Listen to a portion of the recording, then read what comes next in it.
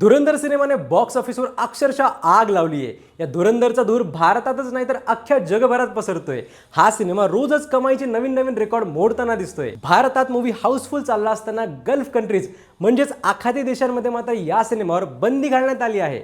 Bahrain, Kuwait, Qatar, Saudi Arabia, Oman आणि UAE चित्रपट प्रदर्शित करण्यावर बंदी आणली आहे। आणि या बंदीमागचं या सर्व देशांनी सांगितलेलं कारण तर तुम्ही ऐकाच। हा सिनेमा अँटी पाकिस्तानी असल्यानं ही बंदी घालण्यात आल्याचं या देशांचं म्हणणं आहे। भारतीय चित्रपटांवर बंदीची ही काही पहिलीच घटना नाहीये। याआधी सुद्धा fighter, Kashmir files, article 370, sky force असे आंतरराष्ट्रीय दहशतवादावर आधारलेले अनेक चित्रपट जागतिक पातळीवर नाकारले गेलेत, त्यांच्यावर बंदी आणली गेली। फायटर हा चित्रपट नंतर पहिल्यांदा UAE रिलीज करण्यात आला, मात्र एकाच दिवसात तो पुन्हा बंद केला गेला। बाकी धुरंधरवर या गल्फ कंट्रीजमध्ये बंदी आणली गेली असली तरी भारतासहित इतर देशात जिथे जिथे तो रिलीज झाला आहे तिथे तिथे चांगलीच कमाई करताना दिसतोय।